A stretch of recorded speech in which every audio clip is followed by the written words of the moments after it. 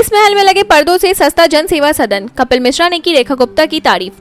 Delhi CM Rekha Gupta ने शुक्रवार को जन सेवा सदन का उद्घाटन किया। मंत्री कपिल मिश्रा ने इसकी तारीफ करते हुए कहा कि इसकी लागत केजरीवाल के शीश महल के पर्दों से भी कम है। उद्घाटन के मौके पर हवन हुआ, जिसमें सीएम के पति मनीष गुप्ता और बेटे निकुंज भी शामिल हुए।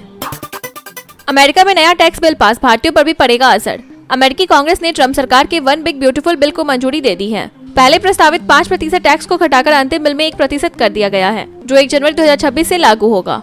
यह टैक्स नकद लेन देन पर लागू होगा, जबकि बैंक ट्रांसफर और कार्ड से भेजी गई रकम इससे बाहर रहेगी। यह नया कानून भारत और एनआरआई पर भी असर डालेगा। यूपी बीजेपी अध्यक्ष के चुनाव में देरी, सामाजिक राजनीतिक संतुलन बनाना चुनौती।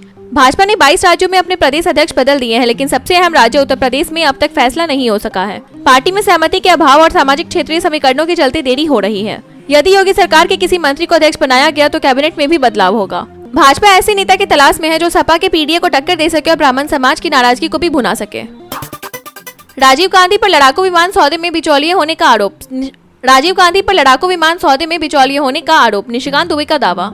बीजेपी सांसद निशिकांत दुबे ने पूर्व प्रधानमंत्री इंदिरा गांधी और राजीव गांधी पर गंभीर आरोप लगाए हैं। उन्होंने कहा कि 1970 के दशक में विगेन लड़ाकू विमान सौदे में राजीव गांधी ने बिचौलिए की भूमिका निभाई थी। दुबे ने 2013 की विकिलीक्स रिपोर्ट का हवाला देते हुए कहा कि स्वीडिश राजनयिक ने यह जानकारी अमेरिकी सरकार को दी थी। उन्होंने सवाल उठाया कि तब की यूपीए सरकार और प्रधानमंत्री मनमोहन सिंह ने इस खुलासे पर कोई कार्रवाई क्यों नहीं की। एयर इंडिया हादसा, मुआवजे पर विवाद, पीड़ित परिवारों ने लगाए गंभीर आरोप। 12 जून को अहमदाबाद में हुए एयर इंडिया विमान हादसे में 275 लोगों की मौत के बाद मुआवजे को लेकर विवाद गहराता जा रहा है। पीड़ित परिवारों ने आरोप लगाया कि एयर इंडिया उन्हें संवेदनशील वित्तीय जानकारी साझा करने के लिए मजबूर कर रही है। हादसे की जांच विमान दुर्घटना जांच ब्यूरो कर रहा है, जिसमें तकनीकी खराबी और तोड़फोड़ समेत सभी पहलुओं की जांच हो रही है। एयर इंडिया ने आरोपों से इनकार किया है। एनडीए में पेशवा बाजीराव की प्रतिमा का अनावरण, पेशवा पॉलिटिक्स से गरमाया माहौल। केंद्रीय गृह मंत्री अमित शाह आज पुणे स्थित एनडीए में पेशवा बाजीराव प्रथम की आदमकद प्रतिमा का अनावरण करेंगे। यह कार्यक्रम त्रिशक्ति गेट पर आयोजित होगी, जिसमें मुख्यमंत्री देवेंद्र फडणवीस और पेशवा परिवार के सदस्य भी शामिल हो सकते हैं। बाजीराव प्रथम मराठा साम्राज्य के सबसे यशस्वी पेशवाओं में गिने जाते हैं। समारोह से पहले राज्य में पेशवा पॉलिटिक्स गरमा गई है।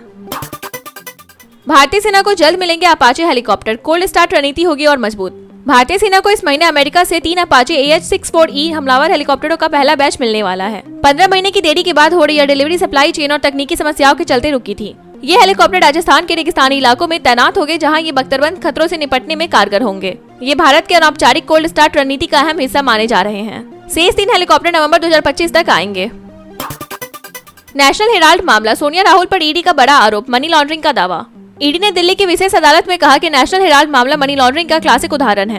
कांग्रेस ने एजीएल को 90 करोड़ का बिना ब्याज कर्ज दिया, जिसे यंग इंडियन ने सिर्फ 50 लाख में शेयर पूंजी में बदलकर 2000 करोड़ की संपत्ति पर अधिकार पा लिया। यंग इंडियन में सोनिया राहुल की 76% हिस्सेदारी है। आज उनके वकील कोर्ट में दलीलें पेश करेंगे। अमेरिका पाकिस्तान संबंधों में गर्माहट, भारत रख रहा करीबी नजर। हाल ही में पाकिस्तान वायुसेना प्रमुख जहीर अहमद बाबर सिद्धू ने अमेरिका में पेंटागन और स्टेट डिपार्टमेंट में उच्च स्तरीय बैठकें की, जिससे द्विपक्षीय रक्षा सहयोग को मजबूती मिलेगी। इससे पहले पाक सेना प्रमुख असीम मुनीर ने अमेरिका में डोनाल्ड ट्रंप के साथ लंच किया था। इन घटनाओं को पाकिस्तान अमेरिका संबंधों में सुधार के संकेत माना जा रहा है। ईरान से तेल व्यापार पर अमेरिका सख्त, भारत पाक की कंपनियां भी प्रतिबंधित। अमेरिका ने ईरान से तेल और पेट्रोकेमिकल व्यापार में शामिल 6 कंपनियों और कई जहाजों पर प्रतिबंध लगाए हैं। इसमें भारत और पाकिस्तान के एक फर्म भी शामिल हैं। इन प्रतिबंधों के तहत अमेरिकी संस्थाएं इन कंपनियों से कोई व्यापार नहीं कर सकेगी और इनकी संपत्ति भी जब्त की जा सकती है। यह कदम ईरान पर आर्थिक दबाव बढ़ाने की अमेरिकी नीति का हिस्सा है। जानकारी ओएफएसी और अमेरिकी विदेश मंत्रालय ने दी है।